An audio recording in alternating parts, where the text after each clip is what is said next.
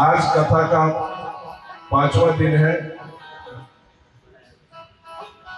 इस ज्ञान यज्ञ महोत्सव में पधारे हुए सभी भक्तों का मैं अखंड ब्रह्मांड के नायक भगवान श्री कृष्ण से प्रार्थना करता हूँ कि आप सबका जीवन मंगलमय हो, सदा खुशियों से भरा हो, क्योंकि यह कथा ही ऐसी है कि इस घोर कलयुग के कलुष को मिटाने वाली कथा है। कलयुग में सत्संग, प्रवचन, भगवान के नाम की महिमा का वर्णन, इससे ही जीव का उद्धार होता है, अन्यथा इस मनुष्य होने की सार्थकता नहीं। अगर भगवान की आयतों की कृपा से आपको मनुष्य योनि में जन्म मिला है तो मनुष्यता का जैसे कर्म करना। अभी धर्म क्या है? धर्म की सब बात करते हैं, धर्म की व्याख्या करते हैं। सनातन धर्म आदि और अनंत से चला आया है। भगवत गीता में भगवान श्री कृष्ण ने स्पष्ट कहा है कि 15वें अध्याय के 30वें श्लोक में भगवान ने इस बात के ऊपर बहुत बल दिया हुआ, भगवत गीता में बहुत बल दिया हुआ है कि मनुष्य योनि के बारे में। ममय वांसो जीव लोके जीव भूते सनातन। भगवान श्री कृष्ण अर्जुन से कहते हैं कि ममय वांसो, मम प्लस अंश, यह जीव जो है मेरा अंश। किसका अंश है? भगवान श्री कृष्ण का, परमात्मा का अंश जीवात्मा है। यह भगवान अपने मुखार बिंदु से 15वें अध्याय के 30वें श्लोक में बता रहे हैं। और भगवत गीता में बहुत ही महत्व इस श्लोक का लिया हुआ है कि सनातन धर्म की सृष्टि की उत्पत्ति जब से हुई है, पहले यह पूरा पृथ्वी लोक जलाशय था, कुछ भी नहीं था, जल ही जल, और पृथ्वी जो है पाताल के अंदर चली गई थी। तो भगवान ने वाराह का रूप धारण करके पृथ्वी को ऊपर लाए थे। पहले पृथ्वी का सृजन किया उन्होंने, धरती माता का सृजन किया। फिर इसके बाद 84 लाख योनियों में जितने भी पेड़ पौधे हैं, पहाड़ हैं, पहले पहाड़ उड़ते थे। पहले के समय में पहाड़ उड़ते थे। ऐसी कथा है कि एक राजा ने पहाड़ के पंख को काट दिया था, इसके लिए पहाड़ अस्थायी हो गए। और पहले पहाड़ बोलते थे, पहले पशु पक्षी बोलते थे। तभी कलयुग का असर नहीं था, तभी सतयुग था। सतयुग में ऐसा समय था कि कीड़े मकोड़े, हाथी घोड़े, ये सब बातचीत करते थे। इसमें संशय नहीं करना चाहिए। क्यों? सबके ऊपर संशय करिए, लेकिन भगवान के ऊपर और परमात्मा के ऊपर संशय मत करिए, क्योंकि वो एक राई से क्या नहीं कर सकते, पर्वत तक पहुंचा सकते।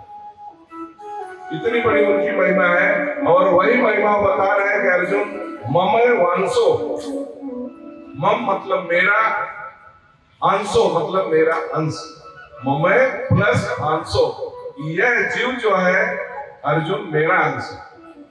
जीव लोके, जब से इस लोक में जीव की सृष्टि उत्पन्न हुई है, सनातन धर्म की सृष्टि की उत्पत्ति हुई है, तब से इस जीव का हमारा संबंध है। 24 घंटा आपके शरीर में रहते हैं और संबंध किसके साथ में है? परमात्मा के साथ में। बस भगवान कहते हैं कि आपको जानने की जरूरत है, और जानने के लिए किसी सत्पुरुष की संगत करनी होगी। जब तक सत्पुरुष की आपको संगत नहीं होगी, गुरु के बगैर ज्ञान की उत्पत्ति नहीं होगी। ज्ञान, अर्जुन ज्ञानी था, इसलिए भगवान ने भगवत गीता का ज्ञान और उपदेश अर्जुन को ही क्यों दिया? बहुत से लोग ज्ञानी पड़े हुए थे, लेकिन नहीं, भगवान श्री कृष्ण को मालूम था कि अर्जुन जैसा ज्ञानी ढूंढने पर भी कोई मिलेगा नहीं। और ज्ञानी का मतलब यही हो गया कि जिसके अंदर ज्ञान आ गया तो भगवान कहते हैं उस ज्ञान को फैलाना चाहिए, बांटना चाहिए। ज्ञान अपने तक सीमित नहीं रखना चाहिए। अगर आपके अंदर ज्ञान है तो ज्ञान को फैलाना चाहिए। ज्ञान जितना बांटेंगे उससे ज्ञान बढ़ेगा। सनातन धर्म और त्रेता युग से भगवान राम के नाम की महिमा चली आ रही है। आज तक बोला कितना लाखों वर्ष हो गया, लेकिन राम का अवलोकन और राम का चरित्र, राम लीला के माध्यम से बाकी सबका नाम भूल जाता है, लेकिन मर्यादा पुरुषोत्तम प्रभु श्री राम, लक्ष्मण, सीता, भरत, शत्रुघ्न, दशरथ, कंस, द्वापर युग में कंस, श्री कृष्ण भगवान, फिर पांचों पांडव, कौरव, ये सब कितने लाखों वर्ष हो गए, लेकिन इनको भुलाया नहीं जा सकता। क्यों? कि सनातन धर्म की सृष्टि इनसे ही चली आ रही है। द्वापर युग में अभिमन्यु के पुत्र राजा परीक्षित हुए और राजा परीक्षित के पुत्र जन्मेजय हुए, जो कलयुग में। अब यहाँ जो फिर से कल की अवतार भगवान श्री कृष्ण लेंगे उत्तर प्रदेश में, संबल में, अभी वहां का कल की मंदिर बन करके तैयार है। वहां कहते हैं कि पुराण में, भागवत पुराण में लिखा हुआ है कि एक ब्राह्मण के घर में उनका नाम भी दर्शाया गया है। और भगवान श्री कृष्ण जब कलयुग का अंत समय आएगा, अत्याचार इतना बढ़ जाएगा कि एक दूसरे के प्रति लोग इतना राग द्वेष करेंगे, देखना नहीं चाहेंगे, और चने के पेड़ जैसे शरीर हो जाएगी। उस समय जाते जाते मनुष्य की इतनी लंबाई चौड़ाई रह जाएगी। तब भगवान श्री कृष्ण का कल्कि अवतार होगा और पूरे संसार को जगमग्न करके फिर से सतयुग प्रारंभ होगा। ये सदियों से चला आया, 4 युग जो बदलते चले जा रहे हैं।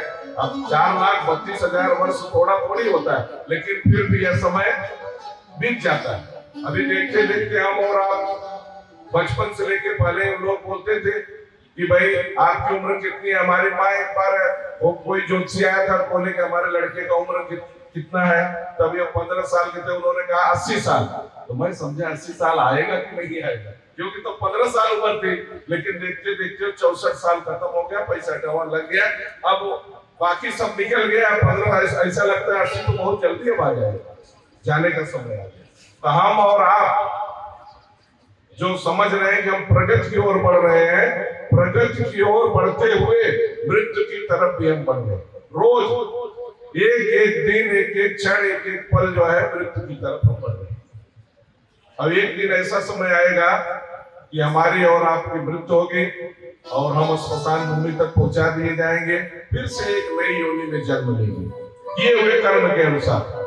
तो भगवान श्री कृष्ण से अर्जुन ने पूछा कि कर्म जो है, जिसने प्रारब्ध का कर्म किया है उसका भुगतान तो आप भुगत रहे हैं, लेकिन ये जो यहाँ पंडाल में यह पवित्र धरती, ये धरती जो है नेहरू गांव के अंदर बहुत ही पवित्र धरती है। यहाँ माता जी साक्षात विराजमान है। अब इस धरती में जो बीज बोया जाएगा, वो बीज बहुत ही सुंदर और अच्छे उसको उत्पत्ति होगी, क्योंकि इसका प्रमाण है यहाँ भागवत कथा, भगवत गीता हो रही और सबके उद्धार और सबके कल्याण के लिए हो रही। प्राणी मात्र के कल्याण के लिए भगवत गीता और भागवत कथा, श्री राम कथा का आयोजन किया जाता है। इस कानों की सार्थकता तभी पूर्ण होगी जब यह भागवत कथा, राम कथा, भगवत गीता के 1-2 श्लोक कानों में जाएगा, यह कान पवित्र हो जाएंगे और कान की सार्थकता हो जाएगी। अब जो बहरे हैं, भगवान ने आपको आंख नहीं दिया, चलो ठीक है, एक बार आंख के बगैर रह सकते हैं, लेकिन जब कान में नहीं सुनाई पड़ता है तो आदमी को बहुत तकलीफ होती है, उसके पीछे बहुत परेशान होना पड़ता है। तो इसके लिए भगवान ने कहा आंखों की सार्थकता, आंख जो है सुंदर स्वरूप, भगवान श्री कृष्ण की मूर्ति, भगवान श्री कृष्ण के स्वरूप का अवलोकन करना चाहिए।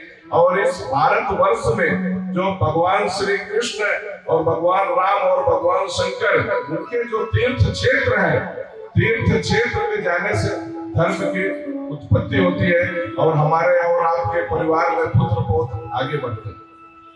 इसके लिए लोग तीर्थ की यात्रा करते हैं और बहुत से लोग अब आजकल तीर्थ के क्या एक पैकेज निर्धारित किया जाता है कि 1 लाख रुपए देंगे तो आपको 5 धाम की यात्रा कराएंगे। ये अभी व्यापार हो गया, धंधा हो गया। पहले लोग पैदल चले जाते थे, महीना 2-2 महीना लगता था, 6-6 महीना का यात्रा करके सिंगापुर तक लोग चले गए थे सर्विस करने के लिए। पहले के युग में कितने साहसी पुरुष थे, उनके साहस की कोई कल्पना नहीं कर सकता है। तो भगवान श्री कृष्ण यही कहते हैं कि सही मायने में हमारा और आपका संबंध है। उस संबंध को आगे बढ़ाने के लिए भगवान कहते हैं कि 84 लाख योनियों का भ्रमण कई बार आपने और सब लोगों ने कर लिया है। तो 84 लाख योनियों से मुक्ति के लिए भगवान श्री कृष्ण माध्यम बताते हैं कि आप किस प्रकार से इस शरीर के माध्यम से आप मुझे प्राप्त कर सकते हैं। देवताओं की योनि जो है वो भोग योनि है। एक बार इंद्र की सभा लगी हुई थी देवताओं के यहाँ, तो उसमें अर्जुन को बुलाया गया था। तो अर्जुन को बुलाया गया था तो वहां तो सब अप्सराएं हैं।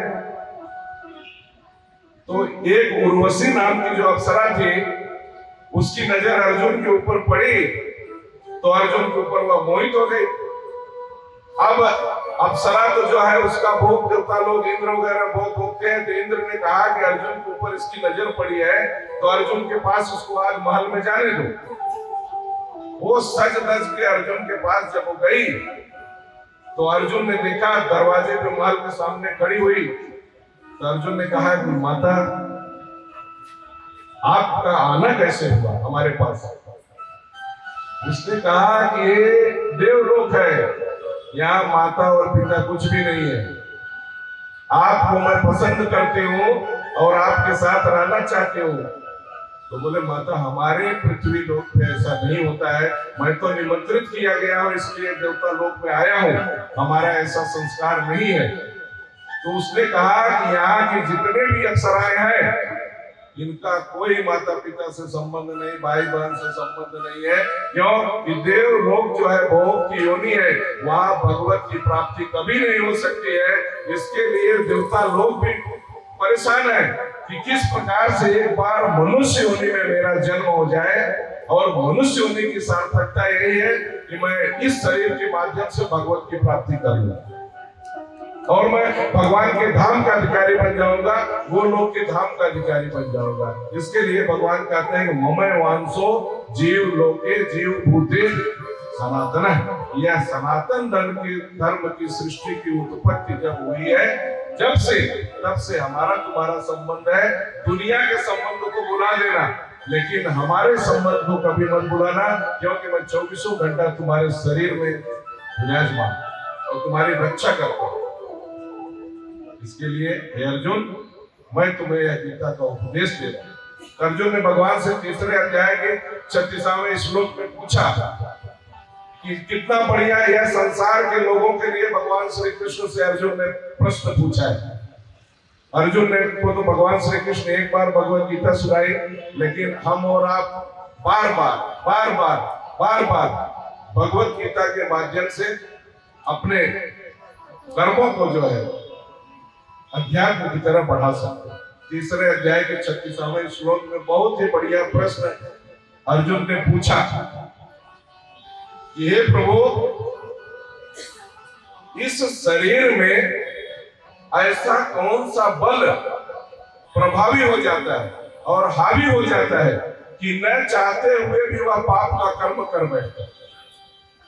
जैसे का पूछा उन्होंने, अथ केन प्रयुक्तो अयम पापम चरति पुरुष। पुरुष का चरित्र अथ केन प्रयुक्तो अयम पापम चरति पुरुष।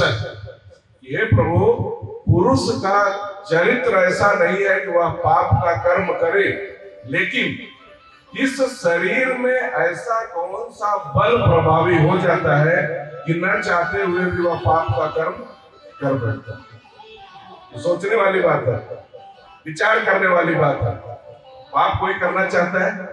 नहीं चाहता, लेकिन पाप क्यों करता है? भगवान श्री कृष्ण से अर्जुन ने पूछा कि पाप करने का कारण क्या है।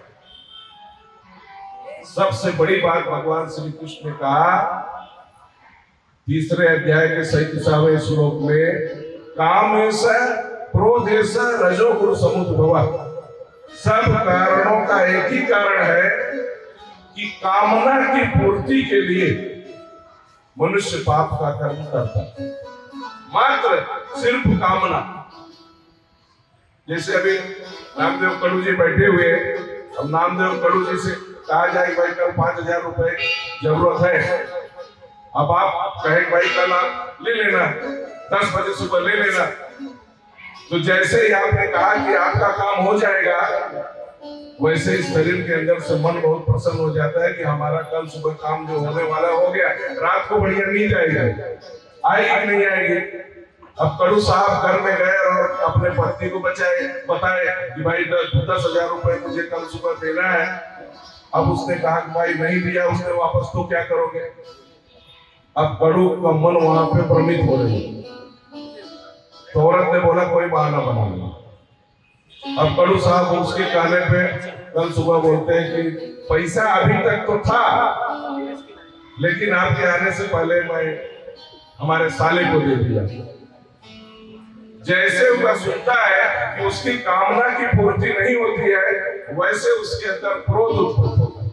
बस मात्र एक कामना की पूर्ति न होना और अहंकार और क्रोध की उत्पन्न होना, और यह महापापी है। यह क्रोध जो है, अहंकार है, महापाप, महासनो महापाप विद्य निर्मी वर्ण, यह शत्रु है। जो अहंकार है, जो काम है, ये इस जीव का शत्रु है। क्यों? यह सिर्फ कामना के वशीभूत होकर के घूमते रहता है कि हमारे काम की कामना की पूर्ति कब हो। जिसके लिए भगवान श्री कृष्ण कहते हैं कि कामना को पहले त्यागो। कामना हर जगह खड़ी रहेगी, हमारा काम ऐसा होना चाहिए, हमारा काम ऐसा होना चाहिए, हमारा काम ऐसा होना चाहिए। जब आपके हिसाब से काम नहीं होगा तो आपके शरीर के अंदर अहंकार और क्रोध उत्पन्न होगा। तो भगवान श्री कृष्ण ने कहा कि अर्जुन, आपके पास हमने बुद्धि दिया है, विवेक दिया है, मन दिया है, मन के द्वारा और बुद्धि के द्वारा अंकुश लगाओ, कामना को कम करो ना, कामना को खत्म करो। कब तक उस कामना के वशीभूत होकर के हम पड़े रहेंगे?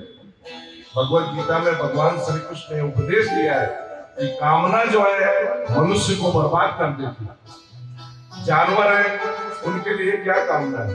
जानवर एक शिकार कर लेते हैं, उनका पेट भर जाता है और फिर इसके बाद वो आराम करते हैं, उनको फिर भूख नहीं लगती। लेकिन मनुष्य ऐसा जीव है जिसके पास बुद्धि और विवेक है, वो 24 घंटा उसी काम की तलाश में लगा रहता है कि हम कैसे आगे बढ़े, आगे बढ़े, आगे बढ़े। अब भगवान शंकर जो है वो महादेव है और देव के देव है और त्रिलोकीनाथ है।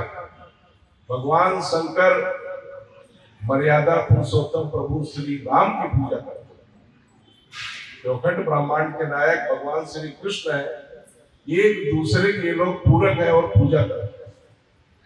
एक ही स्वरूप होते हुए सब अपने अपने कार्य को संभाल रहे हैं और शंकर भगवान को सबसे अधिक प्रिय प्रभु श्री रामचंद्र। एक बार कैलाश पे भगवान शंकर ने देवी सती से कहा कि हमारे मन में बड़ी प्रबल इच्छा उत्पन्न हो रही है, बड़ी प्रबल इच्छा हो रही है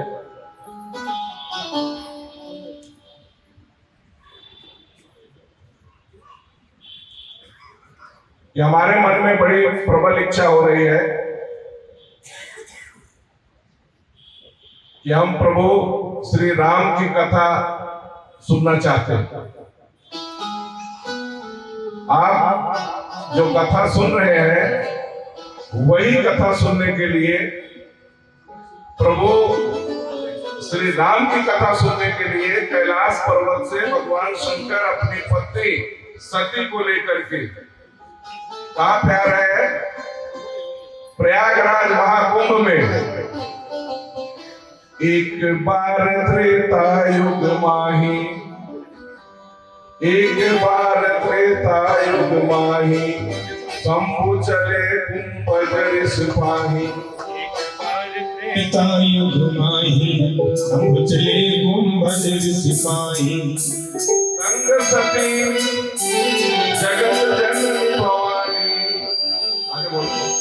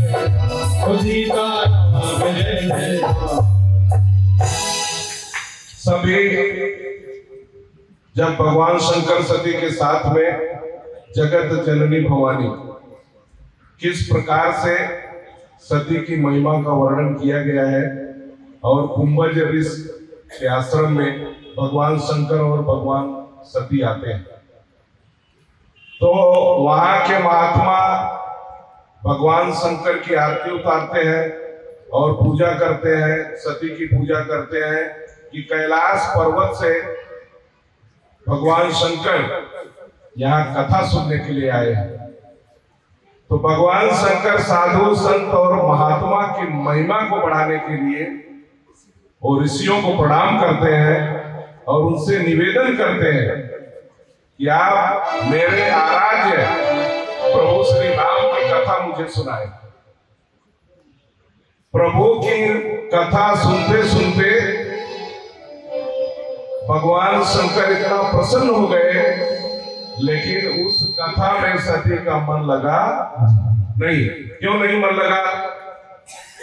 उन्होंने सोचा कि भगवान शंकर का इन्होंने पूजा पाठ किया और ब्रह्म तो भगवान है और ये लोग जो है भगवान शंकर इनकी पूजा कर रहे हैं, ये बोलते अज्ञानी है, उनकी कथा में उनका मन लगा नहीं। भगवान शंकर समझ गए कि कथा में मन का न लगना मतलब कुछ अनिष्ट होने वाला है। कथा खत्म हुई और भगवान शंकर और सती जब वहां से उठ करके जाने लगे, तब भगवान शंकर के मन में यह प्रबल इच्छा उत्पन्न हुई कि मैं अभी प्रभु श्री राम की कथा सुन करके आ रहा हूं, अगर मेरे आराध्य प्रभु श्री राम का दर्शन हो जाए तो यह मेरा जीवन सफल हो जाए। यह भगवान शंकर अपने मन में विचार कर रहे हैं मर्यादा पुरुषोत्तम प्रभु श्री राम के लिए। उसी समय दशरथ नंदन राम और लक्ष्मण सीता को ढूंढने के लिए अरण्यकांड जंगल में विचर रहे थे और भगवान शंकर ने हाथ जोड़ करके वहीं से प्रणाम किया, ये प्रभु मेरे मन की इच्छा मात्र से कि मैं आपका दर्शन करना चाहता हूं और आप मुझे साक्षात वन में दिखाई पड़ रहे हैं और मैं आपका दर्शन करता हूं। सती ने कहा, यह क्या कर रहे हो?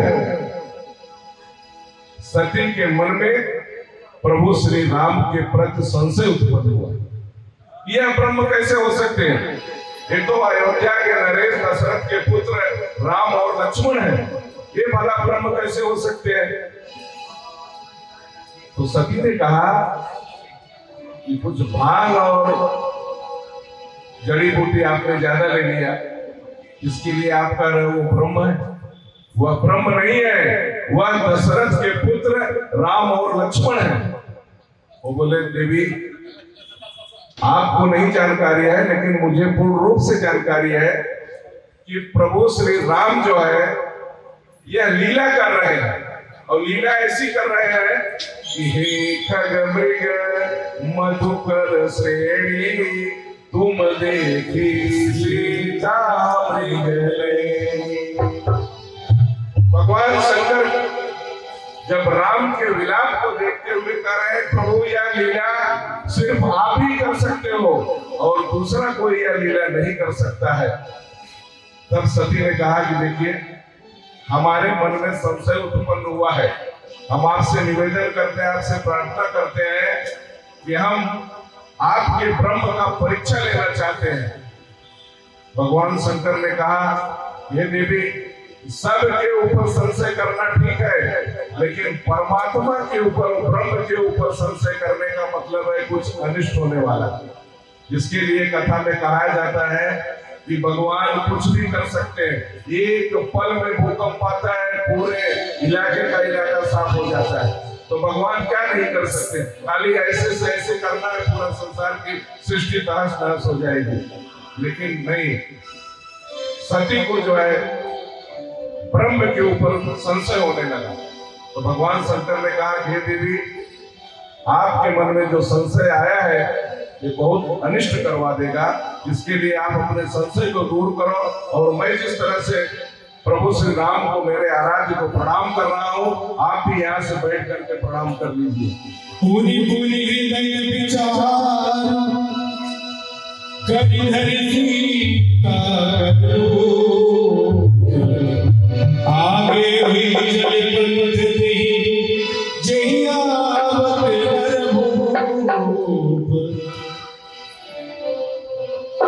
नर के रूप में प्रभु श्री राम ब्रह्म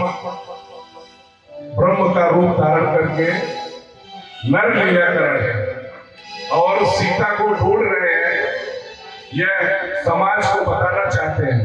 सती ने कहा नहीं, अब मैं कुछ भी हो जाए मैं परीक्षा लूंगी कि यह ब्रह्म है कि नहीं है, आपके सामने मैं दिखा दूंगी।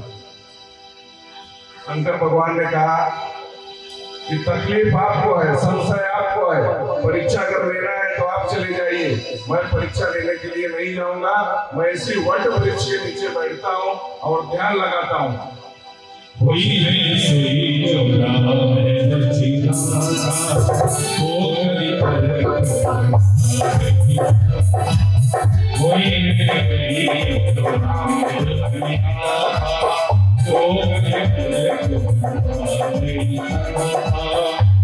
कहीं लगे जपन हरिया, कहीं लगे जपन हरिया, सती प्रभु सुख धामा, सती जहाँ प्रभु सुख धामा,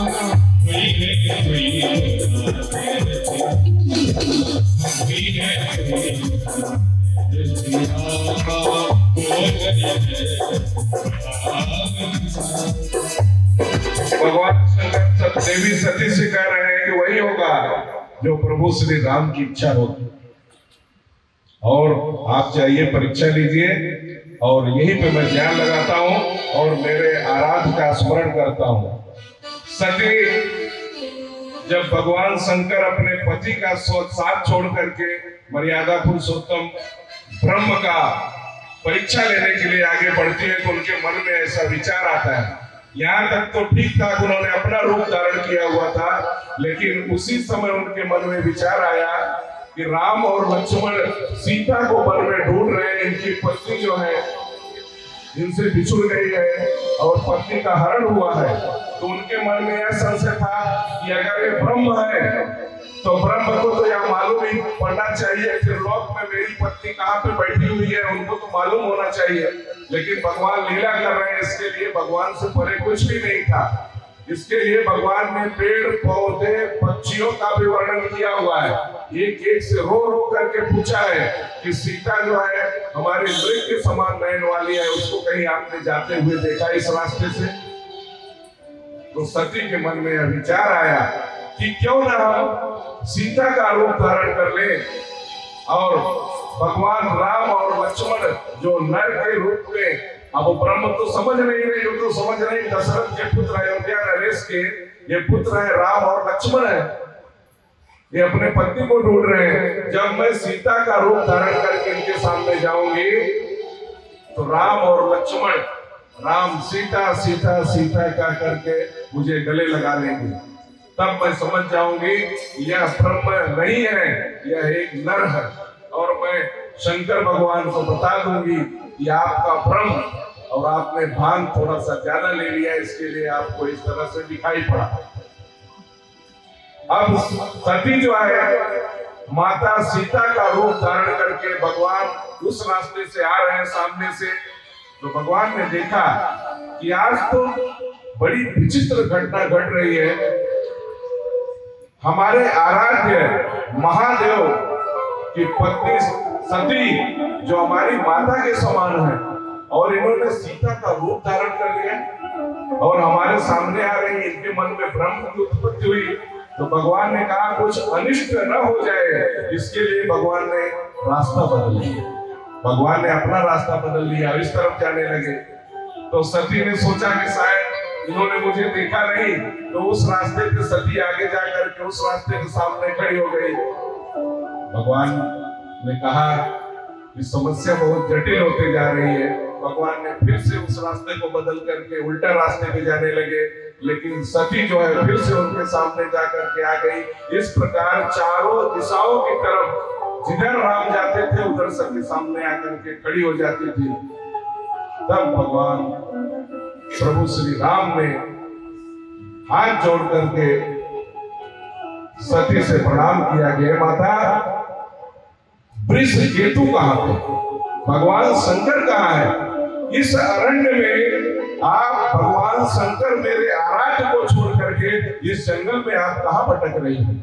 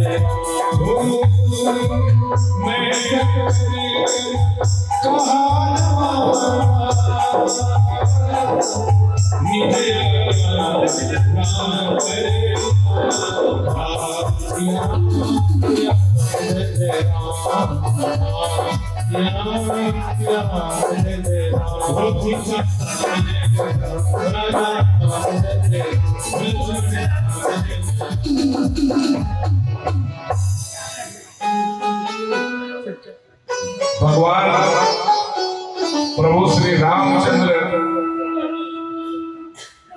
जब सती को माता कह करके पुकारा, तो सती के सर में इतना जोर से दर्द उठा और चक्कर आ गया और सर पकड़ करके बैठ गई। इस प्रकार से सर पकड़ करके बैठ गई कि मानो उनके ऊपर वज्र गिर पड़ा हो। इस प्रकार से सती को कष्ट हुआ। अब उनके मन में कष्ट होने लगा कि अगर मैं अपने पति महादेव की बात मान ली होती तो आज ऐसी स्थिति नहीं होती हमारी। लेकिन पति की बात जब पत्नी ने नहीं माना तो ऐसी स्थिति उत्पन्न हो गई। अब पति पत्नी का संबंध विच्छेद हो रहा है। वही हाल हमारे और आपके जीवन में भी होता है कि अगर पत्नी जिद करके बैठ जाए, नहीं मुझे काम करने, खाना पीना छोड़ दे, एक टाइम नहीं खाए तो सोचते मनाएंगे, तो एक टाइम मनाएंगे, फिर उसके बाद अपनी हट अपनी जिद पूरी करने के लिए जब तक अपनी बात नहीं मनवा लेती है तब तक वो मानती नहीं है। इसके लिए कथा के माध्यम से समझाया जाता है कि आप हट मत करो, जिद मत करो,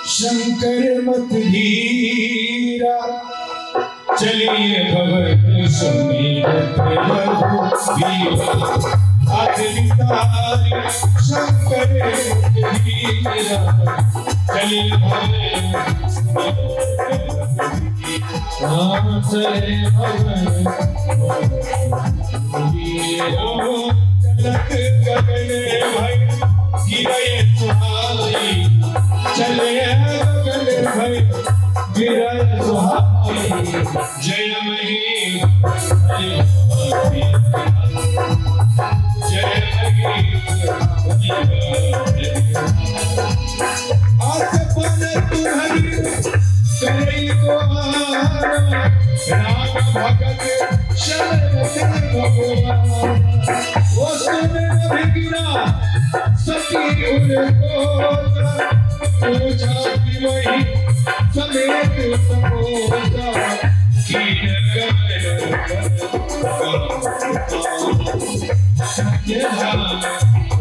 कीन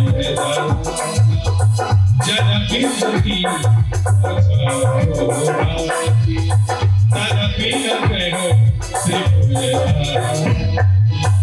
सती हृदय कुमार किया सब जानू सर्वज्ञ ही कपट में संभूषण नारी सहज जड़।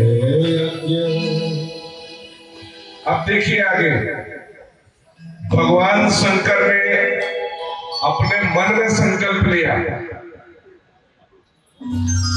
कि हमारा और सती का संबंध विच्छेद हो गया, जो विच्छेद हो गया संबंध, क्योंकि इन्होंने हमारी माता सीता का रूप धारण किया, इसके लिए अब आज से हमारा पति पत्नी का संबंध नहीं रहेगा। शिव संकल्प कीन मन माही यही तन सती भेंट अपना। इतने में ही आकाशवाणी हुई कि हे महादेव, हे भोलेनाथ, यह संकल्प आप ही ले सकते हो, पूरे ब्रह्मांड में ऐसा कोई संकल्प नहीं ले सकता है। तभी से उनका नाम महादेव पड़ गया, तभी से उनका नाम महादेव पड़ गया। तो भगवान शंकर ने कहा, हे प्रभु, मैंने तो अपने मन में संकल्प लिया था, लेकिन आपने तो आकाशवाणी करके सती को भी यह मालूम करा दिया कि हमारा उनका कोई संबंध नहीं है।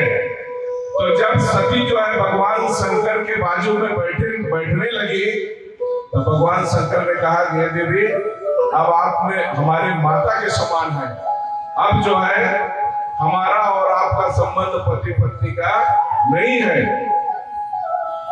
तब सती को ऐसा लगा कि अब मेरा जीना बेकार है।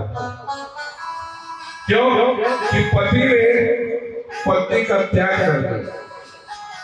बहुत कष्ट होता है ना, अगर पति पत्नी का त्याग कर दे तो उसके जीवन में बहुत बड़ा कष्ट आ जाता है। तो सती ने भगवान शंकर से प्रार्थना किया कि ऐसा कोई उपाय बता दीजिए, क्योंकि आपके बगैर मैं रह नहीं सकती हूँ। हमसे बहुत बड़ी भूल हो गई कि हमने सीता का रूप धारण किया और आपने मेरा त्याग कर दिया। तो बोले, यही पश्चाताप अब तुम्हें करना पड़ेगा, और जिसने तुम्हें यह दुख दिया है, यह दर्द दिया है, अब तो दवा भी तुम्हें वही देंगे, तुमको उनके पास जाना पड़ेगा। किसके पास? प्रभु श्री राम के पास, क्योंकि ब्रह्म की परीक्षा ले रहे थे ना।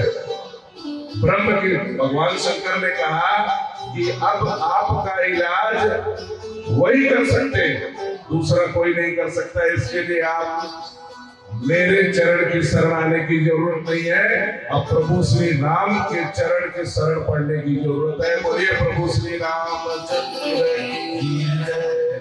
सत्यम की मम्मी एक भजन आप आके गाइए, आ जाइए, आ जाइए, एक भजन आप तब तक गाइए। सत्यम की मम्मी आइए। हरे राम नाम सुखदाई, भजन करो भाई, ये जीवन का राम नाम सुखदाई, धन्य बन भाई, ये जीवन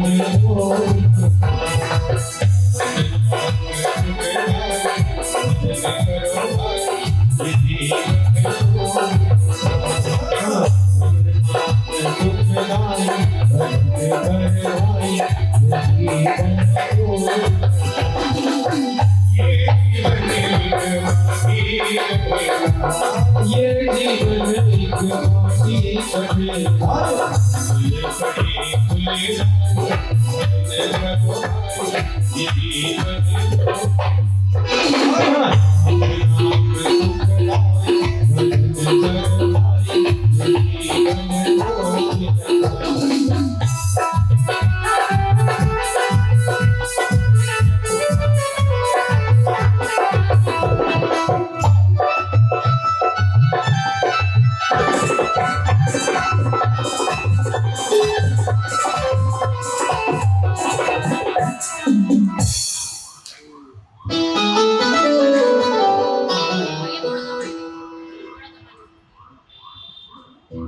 बोले बांके बिहारी लाल की बोलिए श्यावर रामचंद्र की जय, गुरुदेव महाराज की जय।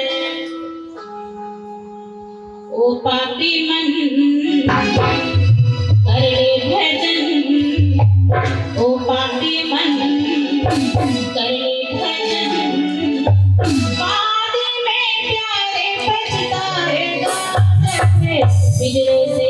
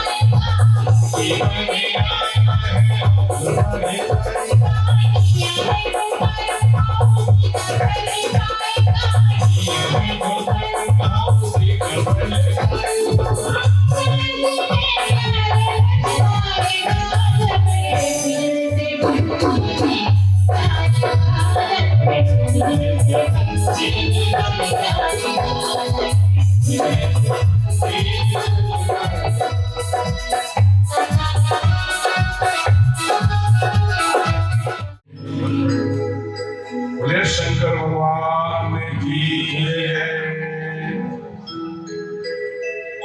अब सती को वियोग हो गया है कि हमारा और महादेव का संबंध विच्छेद हो गया है कि क्योंकि हमने जीवन में बहुत बड़ी भूल की, बहुत बड़ी गलती की, फिर भी वो पश्चाताप कर रही है। और आज के समय में संबंध विच्छेद हो गया, तुम सुखी हम सुखी। एक आदमी एक महात्मा के पास रोज कथा सुनने के लिए, जब उनकी कथा चलती थी तो रोज आता था। नवयुवक था, 25 साल उसकी उम्र थी। 1 महीना पहले उसकी शादी हुई थी।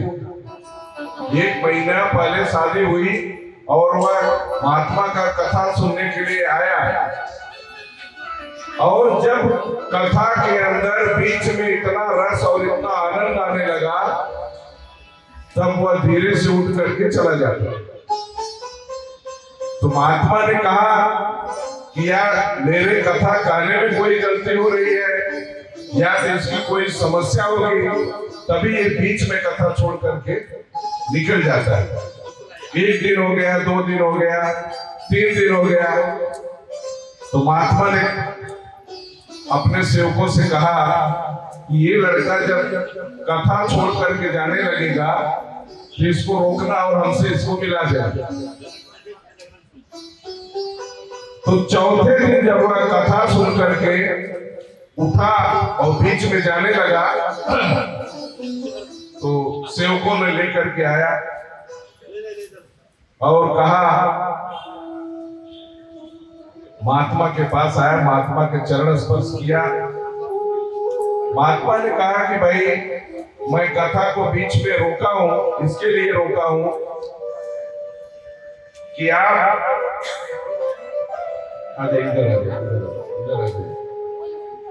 इधर आ जाइए,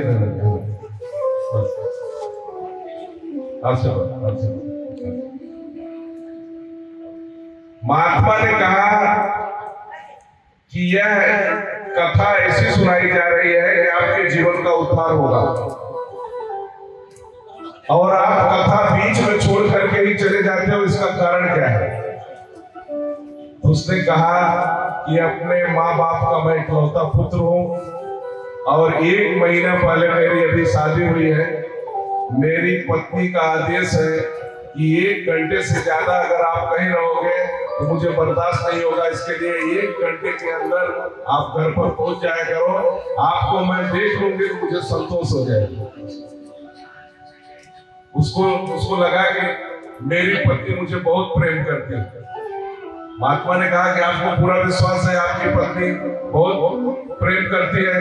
तो बोला हमारे लिए जान भी दे सकती है, और हमारे माँ बाप तो ऐसे हैं कि अगर हमको कष्ट हो तो अपने सर कटाने के लिए तैयार है। बोलते बच्चा ऐसा आपको पूर्ण विश्वास है कि आपके माँ बाप आपके लिए जान दे सकते हैं, आपकी पत्नी भी जान दे सकते हैं? तो बोले हाँ। बोले लो फूल लो और आज आप घर पे जाओ, शाम को आपको 103 डिग्री बुखार आएगा। नगर के डॉक्टर बुलाए जाएंगे, नगर के वैद्य बुलाए जाएंगे, घर में रोना धोना शुरू होगा, पास पड़ोस के लोग जुटेंगे, गांव के लोग जुटेंगे, लेकिन तुम मरोगे नहीं। ये सिर्फ दिखाने के लिए कि तुम्हारी पत्नी तुम्हें कितना चाहती है और तुम्हारे माँ बाप कितना चाहते हैं। 103 डिग्री बुखार हुआ तो नगर के डॉक्टर बुलाए गए। इंजेक्शन कोई काम ही नहीं कर रहा, बुखार कम ही नहीं हो रहा है, मरणासन स्थिति हो गई। रात भर तड़पड़ाते रहे, सुबह तड़पड़ाते रहे, तो पूरे गांव में यह चर्चा फैल गई कि फलाने का लड़का जो है मरणासन हो गया है, अब शरीर से प्राण निकल जाएगी तब निकल जाए। पूरा गांव देखने के लिए वहां पर एकत्रित हुआ कि बहुत अच्छा लड़का था, अभी 25 साल उम्र हुई, अभी 1 महीना पहले शादी हुई थी और मरने की जैसी स्थिति में पड़ा हुआ है। सब लोग देखने के लिए, दुख व्यक्त करने के लिए।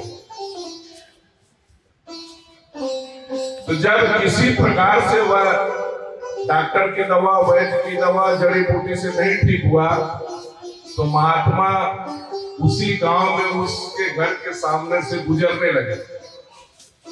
अरे सबने कहा अरे दवा दारू काम नहीं कर रहा है तो महात्मा को बुला लो। हो सकता है महात्मा सर पे हाथ रख दे और झाड़ फूक कर दे तो इसकी बीमारी ठीक हो जाएगी, बुखार ठीक हो जाएगा। महात्मा के पास सब लोग गए, बोले महात्मा जी लड़का मरणासन पड़ा हुआ है, कल से 103 डिग्री बुखार है, उल्टा सीधा बोल रहा है, मरने की स्थिति है, महात्मा जी बचा लीजिए। वो बोले चलो देखता हूँ क्या कैसी हालत है। महात्मा जी आए, बच्चा लेटाया हुआ था खाट पे, 103 डिग्री बुखार था, मरणासन स्थिति थी। महात्मा ने कहा कि इनके माता पिता कौन है? तो बोले मैं हूँ महाराज, बचा लीजिए मेरे पुत्र को, बचा लीजिए। वो बोले इनकी पत्नी कहाँ है? पत्नी रोने लगी, इनके सिवा मेरा दूसरा कोई सहारा नहीं, अभी मेरी शादी हुई है, मेरे पति को बचा लीजिए, चाहे मेरा जान ले लीजिए, मेरा जान चला जाएगा ठीक है। वही माँ बाप भी कर रहे हैं, वही पत्नी भी कर रहे हैं। तो बोले एक लोटा जल लेके आओ और एक गिलास लेके आओ। एक लोटा जल और एक गिलास लेकर के आए। बोले देखो ये लड़का 10 मिनट में उठ के बैठ जाएगा, लेकिन एक जन तो शरीर से प्राण निकल जाएगा, उसको मृत्यु होनी निश्चित है। तो लोटे से गिलास में पानी लिया और गिलास में पानी डाला। वो बोला जो ये पानी माँ पिएगी तो माँ मर जाएगी, बाप पिएगा तो बाप मर जाएगा, पत्नी पिएगी तो पत्नी मर जाएगी। तो महात्मा ने लड़के की माँ से पूछा कि आपका बच्चा आपको बहुत प्रिय महाराज। तो बोलते हैं एक गिलास पानी पी लो, आप मर जाओगी और आपका बच्चा उठ के बैठ जाएगा। बोलते मुझे मरना। अपने पति की ओर इशारा किया, बोलते तो एक पी लेता। बोले तो एक पी ले। अब लड़का बच्चा बोले होए हम कहें तो विधवा हो जाओ, अरे कहें हम विधवा पिता लेकिन हम ना मरे जाए। तो महात्मा कहेंगे देखो भाई आपका लड़का है, अभी आपकी पत्नी बोल रही है आपकी उम्र पूरा हो चुका है और विधवा रहने के लिए तैयार है, तो आप क्यों नहीं पी लेते? तो बाप बोला कि बहू अभी 1 ही महीना हुआ शादी होकर के, आप पी लो, आप मर जाओगे, मैं लड़के की दूसरी शादी कर दूंगा। बहू बोले अब हमारे 22 साल उम्र है और पूरा जिंदगी का आनंद लेना अभी बाकी है, अरे मर जाएंगे, 1 महीने के बाद मैं दूसरी शादी कर लूंगी, मरते हैं तो मरने दो। देखिए अभी तक इससे पहले सब जान देने के लिए तैयार थे कि भाई हम बच्चे के लिए जान दे देंगे, और आप यकीन मानो वो छठ का दौरान था ठाकुर साहब, हम और आप उधर थे तालाब में, बच्चा माँ बाप के सामने हाथ छूटा, तालाब में गया और डूब के मर गया। माँ बाप तड़फड़ाते रहे लेकिन कोई पानी में कूदा नहीं। 18 साल का लड़का मर गया, हम और आप दोनों जन वहां पे थे, कोई नहीं बचाया। वही स्थिति हुई तो लड़के के बाप ने एक दिमाग लगाया, उसने ग्लास लिया और पानी लिया और महात्मा को बोला कि आप ये पी लो, आपके आगे पीछे तो कोई है नहीं, आप मर जाओगे तो पूरे आश्रम वाले को बुलाएंगे और बहुत ही बढ़िया धूमधाम से क्रियाक्रम करेंगे, हमारा लड़का जी जाएगा। तो महात्मा ने कहा भैया हम पानी पिएंगे। उन्होंने पानी पी लिया। महात्मा ने कहा पानी पीने से कोई मरने वाला नहीं है, इस बच्चे को मुझे यही दिखाना था कि तुम कर रहे हो 1 महीना शादी में हमारी पत्नी 1 घंटा मुझसे दूर नहीं रहना चाहती, माँ बाप जान दे सकते हैं। तो लड़का उठ करके बैठ गया, महात्मा ने सर पे हाथ, लड़का उठ के बैठ गया। तो लड़के ने पूरा यह नाटक और क्रियाक्रम देख लिया। तो महात्मा ने कहा कि इस लड़के को भगवत कथा सुना रहा था और बीच में कथा छोड़ करके चला आता था, तो हमको इसको ज्ञान देने का था, इसके लिए हमने ऐसी लीला रची थी और आज इसको मालूम पड़ गया कि इस संसार में कोई किसी का है नहीं। तो महात्मा जी अपना कमंडल उठाए जाने लगे तो वह लड़का भी जाने लगा साथ में, और सब लोग बोलते हैं बेटा बेटा बेटा, वो बोलता है कोई किसी का बेटा नहीं, अब हम महात्मा के साथ इनका शिष्य बन करके इनकी सेवा करेंगे। ऐसी स्थिति आज की तारीख में उत्पन्न है। लेकिन सती कह रही है कि आपके बगैर मैं जी नहीं सकती और आपके बगैर रह नहीं सकती हूँ। आपने मेरा त्याग कर दिया, अब आप उपाय बताएं कि हम आपको कैसे फिर से ले लेंगे। तब उन्होंने कहा कि प्रभु श्री राम का स्मरण करो और उनकी आराधना करो। आपको यह कष्ट उन्होंने दिया है क्योंकि आपने सीता माता का रूप धारण किया है और वही आपका कष्ट दूर करेंगे। फिर कैलाश पर्वत पे गए। कैलाश पर्वत पे जाकर के शंकर भगवान बोले कि अब आप जो है प्रभु श्री राम की आराधना करो और अब हम तपस्या में बैठते। भगवान शंकर 80,000 वर्ष तक तपस्या में बैठ गए। लगी समाधि, उनकी समाधि लग गई। सती, अब सती को जीवन को परिवर्तित करना था और सती जो है शंकर भगवान के बगैर रह नहीं सकती। तो राजा दक्ष के यहाँ पे जो है यज्ञ का आयोजन किया गया। यज्ञ का आयोजन किया गया और उस यज्ञ में सबको निमंत्रित किया गया, लेकिन शंकर भगवान और सती को वहां पे निमंत्रण नहीं भेजा गया। अच्छा, जब किसी को निमंत्रण नहीं मिलता है तो जिसको निमंत्रण मिला है उसको मालूम पड़ जाए कि इनको निमंत्रण नहीं मिला है तो वह उसके पास जरूर जाएगा। क्या हो, चलवा कि नहीं चलवा, निमंत्रण आएगा। यह क्या है? अब उनको निमंत्रण मिला है तो जाएंगे कैसे? शास्त्र में कहा गया है कि बगैर निमंत्रण और बगैर बुलाए अगर ऐसा शुभ अवसर हो रहा है तो वहां पे नहीं जाना चाहिए, वहां पे अपमान हो जाएगा। तो इंद्र जाने लगे, अब वहां पे उतर गए और बोले ना, आपके ससुराल में जो है यज्ञ का आयोजन किया गया है और आप वहां पे नहीं। अब उनको सर नीचे कर लिए, भैया हमारा तो निमंत्रण है ही नहीं। लेकिन सती ने वहां पे जिद किया। सती ने कहा कि हमारे पिताजी ने घोर अपराध किया है, घोर अन्याय किया है, जो हमारे महादेव की बेइज्जती की है और यज्ञ में उन्होंने स्थान नहीं दिया है। वह यज्ञ कभी पूरी नहीं हो सकती है। जिस यज्ञ में भगवान शिव का स्थान न हो तो वह यज्ञ कैसे पूरी हो सकती है? वह यज्ञ तो अधूरी रहेगी।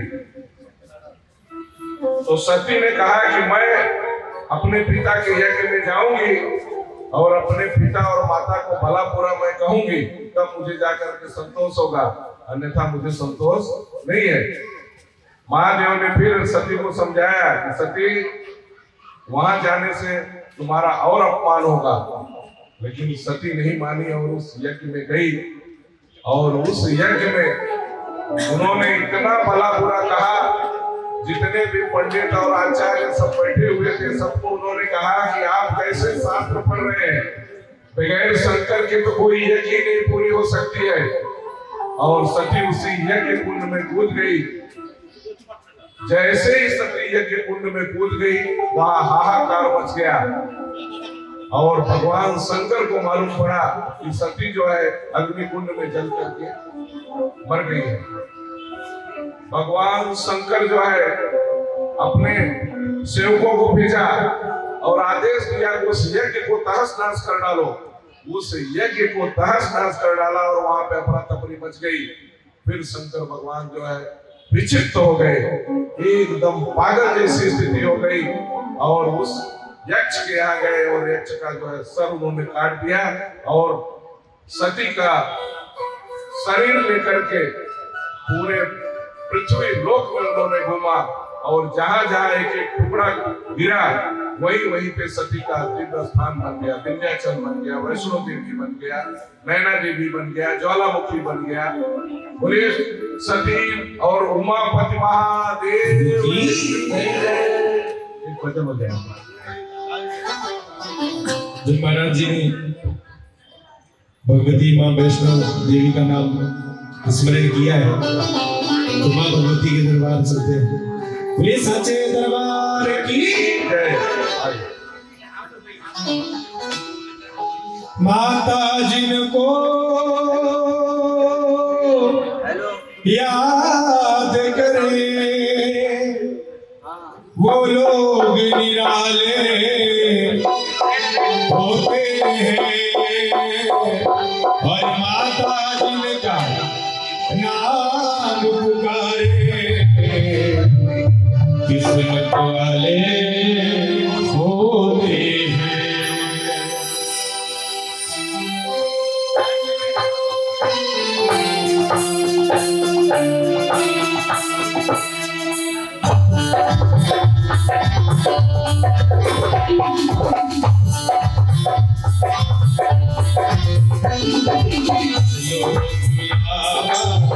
आया है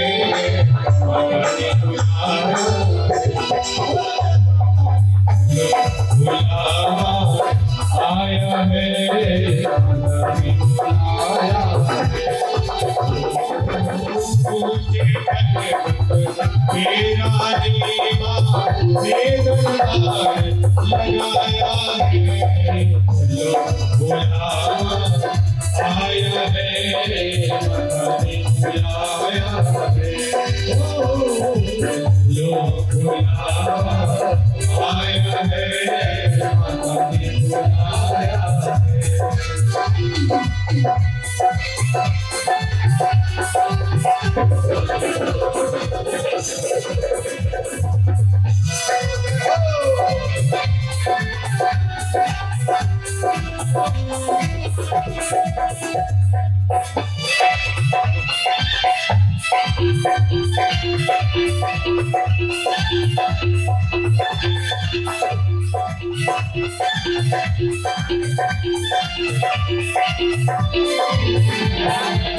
सारी जग में एक सितारा सारी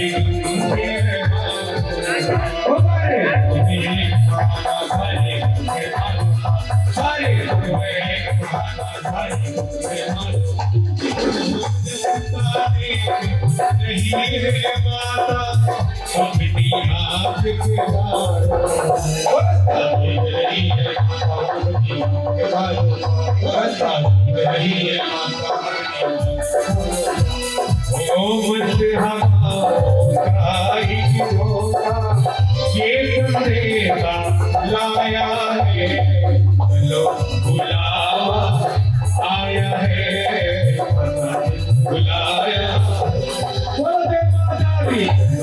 बुलावा आया है बुलाया